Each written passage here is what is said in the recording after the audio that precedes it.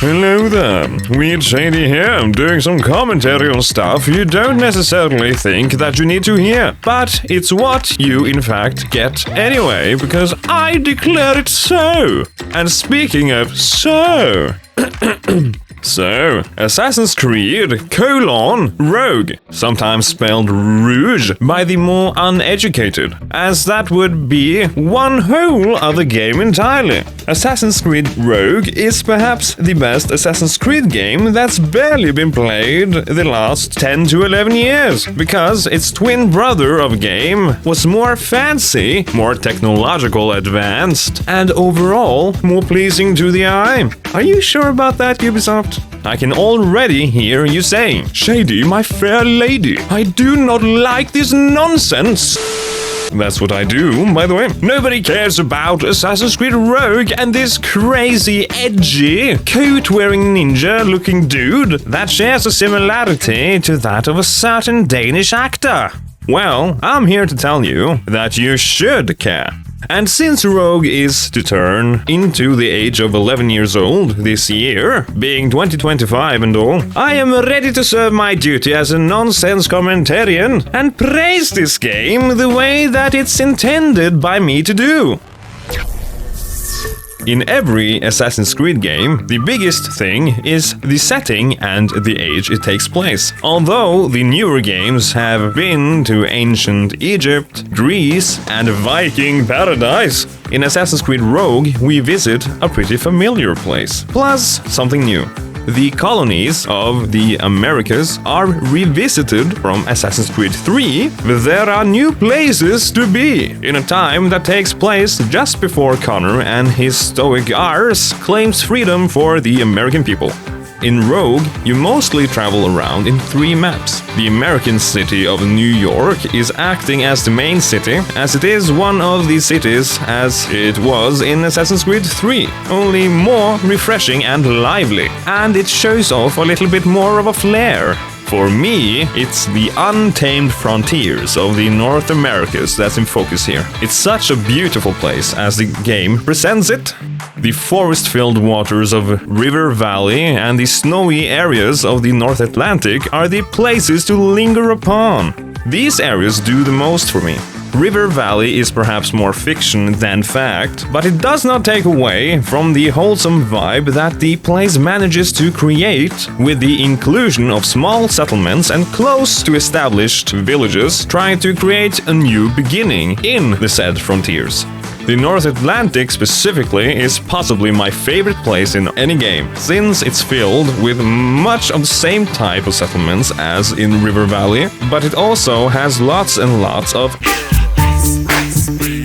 and ambient music that gives it an uncertain and mysterious vibe.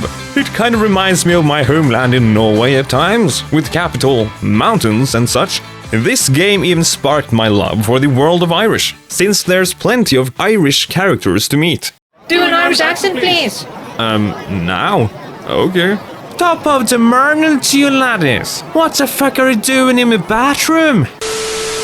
Well, okay, that wasn't that good, but who cares? The actor of Shay Patrick Cormac is probably also not the best at the accent, but it does wonders for me. I like Stephen Piovzan's acting, as he gives Shay a more grounded feel, with a slightly funny voice. I can see my house from here. Whee! I'm not afraid of heights! It's the ground I'm suspicious of! Here, give me a hand. A burst of joy for you. By the way, Steven, I sent you a message on Facebook a long time ago. You still haven't replied. I will go into spoilers and story beats. Nothing too heavy, but the main beats and the tweets will be drawn upon shortly. So be wary if you choose not to skip to this point. Thank thee, and let's be on our way. Rogue's protagonist, Shay Patrick Cormac, who got baptized with the most Irish name you'll probably hear in your entire life, is also the most heroic protagonist as well in all of Assassin's Creed. And that's saying much, since he's a Templar, the bad guy, so to speak, as a part of the villainous group of power-hungry lunatics that craves world order by pulling all the strings of society by putting the people in it inside of baby strollers. But not the Templars in this game. Templars in this franchise are usually power-hungry and such, but that's mostly because most of them know nothing but power. In Assassin's Creed Rogue, the Templars had just started out, as they formed their boy band a few years earlier. Most of them are even fresh out of elementary school when it comes to running Templar business. All they want is to free the people that's trapped between freedom and the absurdities of the lackluster assassins that run amok in the colonies. Shay is seen as a so-called backstabbing monster by the entire Assassin Brotherhood because he, air quote, betrayed them by not following their ways. Not for lack of trying, most certainly. I think this is kind of a stretch, because after playing Rogue so many times, I get the feeling that the Brotherhood betrayed Shay. You can see this by looking at all the times that the Assassin members teased Shay, complained about many of the actions he did, and didn't take him seriously enough, as he could be seen as an uneducated fellow, and then starts a fight with him because they don't have any tolerance to anything whatsoever, to make him feel more educated. Well then, feel educated! Overall, they underestimate Shay too much and too many times. Shay got Templar targets to kill during the start of the game, which he started to question at times because he didn't see the need per se. He didn't really get good enough reasons to do so either. One of the targets, Lawrence Washington, George's brother by the way, was already close to death, giving him only a few more months to live anyway. So the assassins kind of sent Shay blindly into a battlefield with no reason other than because. The nail in the coffin though is that the assassins didn't even want to hear Shay out after indirectly making him destroy an entire city after sending him on a catastrophic treasure hunt in Portugal. They be addicted to those pieces of Eden, alright. Mostly because they were so blinded by their principles and bloated traditions. Or bad writing, who knows? Anyway, there's also a few clues that suggest that they were eyeballing Shay and never really trusted him in the first place, especially after the encounter when he returned from Lisbon. I would call that bad management, but that's just me. Shay was a former assassin, and his main objective in the game, after he hesitantly joins up with the Templars instead, is primarily to hunt down the assassins. So in the context of the gameplay and the story, it checks out that he would still play as an assassin. In many ways, the assassin's fault was undeniably to underestimate Shay, as he turned out to be the downfall of them all, because he was the best of them in many ways. The spoilers are over now, so do not worry about it anymore. Assassin's Creed Rogue may not have a groundbreaking story or game-changing gameplay, but it has so much charm that it gives the Lucky Charms cereal a run for its money. Its main character must love that cereal, since he always insists that he makes his own luck. I make my own luck. I make my own luck. I make my own luck. I make my own luck. I make my own breakfast. Awesome. And it's like Fruit Loops or something. No, it's Lucky Charms. It is definitely Lucky Charms. Oh, is it? Oh, God. Anyway, the charm is just hiding beneath the surface of a product that's actively overlooked by its consumers and massively neglected by its publisher. Personally, myself, I find Rogue, the most underdog game in the whole franchise, to be incredibly neat. Cool, even. It's kind of a refreshing take on the formula, since Assassin's Creed games do indeed know how to become stale. And that's because the soon-to-be bankrupt publisher in question is so highly uninspired in many regards these days.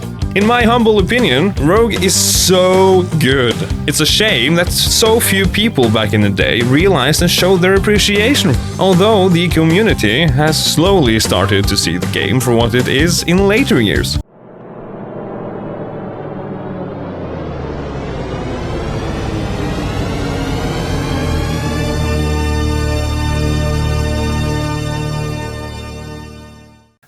Okay, that's stretching it a bit too far. I'm just glad that it has gotten a little bit more love in recent times, which warms my heart so ever so slightly.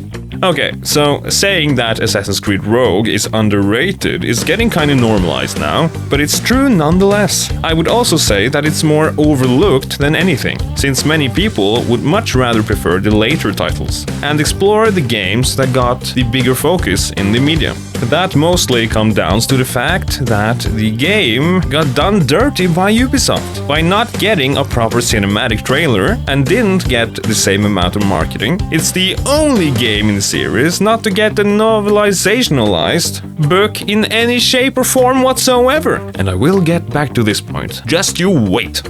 Rogue also got such a short development time, which made it kind of get to be somewhat doomed from the start. But one of the biggest crimes, in addition to all of the other ones, is that Shady Patrick Cormac and his group of Templar friends had to share its release date with a bigger and badder game that came out on a much more interesting next-gen console in 2014. So it's rather clear that Rogue is seen as a small title that's rushed because it came out on the old PS3 as a peace offering to those who hadn't gotten a brand new PS4 Dream Machine. And the two games were in fact also supposed to be released a few weeks in between, but the buggy mess that was Unity had to be delayed somewhat. For good reasons.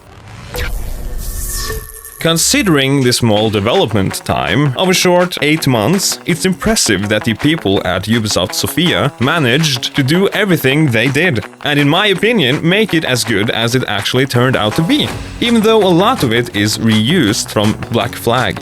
Well, hey, it's Ubisoft after all. What do you expect? They have a pretty big track record of recycling assets here and there. But for Rogue, that didn't have as long a development time as the other games, I don't really fault the team from Ubisoft Sofia. They did, however, add some new variations when it comes to the animations in terms of fighting and walking and running, making Shay feel like a different character from Edward Kenway from Black Flag. We all know that the game franchise is mostly from the assassin's perspective in Assassin's Creed. It's shocking, right? So, changing the perspective from Assassin to Templar is kind of fun. I know that many people complain that it's still so Assassin-focused when you play as a Templar, but I don't think it's that easy. Assassins are a group of white cloth-wearing ninjas that like to stabby dear old Abby and Gabby to make yo daddy happy. And as a bonus, they stick out like a sore thumb in daylight, even if they choose to wear a color of banger orange to hide in plain sight. The Templars don't really do much climbing or fighting in any of the games, to be fair. That's because the Templars are basically politicians with fancy clothing, posh tea parties, and like to show off their bling instead of hiding behind your couch cushion or up inside of your chimney. It's simply not their style. So the stabby business and the roof snooping you can do in Rogue too, because just because you change the perspective in the story, the IP is still the same, an Assassin's Creed game. The developers can't really change the playstyle to remove the staples of the series, only to turn it into some kind of lame walking simulator with lots of political meetings and whatnot. Can they? The soundtrack that's made by Elitsa Alexandrova in the game is also something to wonder at. I may not be technically adept in the ways of music science and such, but damn it, I can feel it! I can vibe! Not all the songs are bangers, and most of them are too short, but the inclusion of tracks like I Am Shady Patrick Cormac and A Boy Becomes a Man are simply heartbreakingly beautiful, as they elevate the concept of the story so well. I will break my oath of never showing off copyrighted music on this channel unless it's for memes. But here you go! Well, listen to this!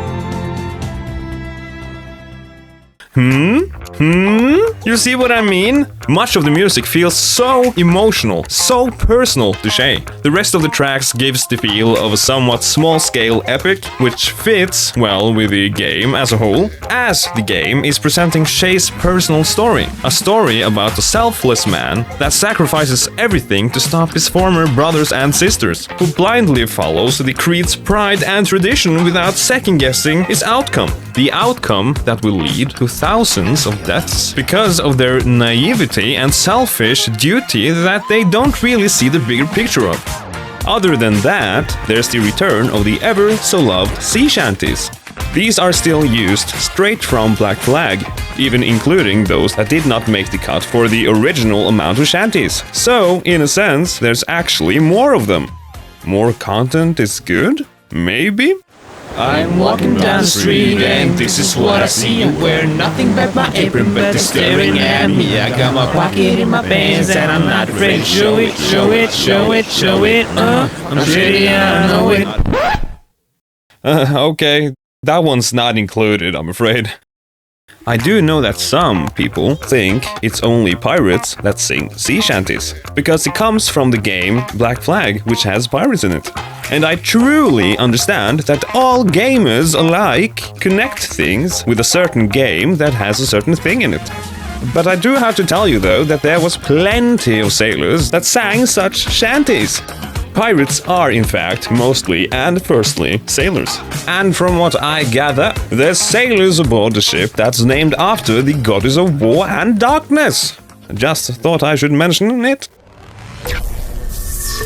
Rogue is pretty much a prequel to Assassin's Creed 3 and Connor Kenway's story, and if you think that AC3 was lacking in some areas, Rogue really does help with enriching the story and the characters to that game as well, since it gives more context and stakes in different ways. And it even connects with Unity at the end, which is great! I won't spoil it, even though it's a soon-to-be 11-year-old game at this point.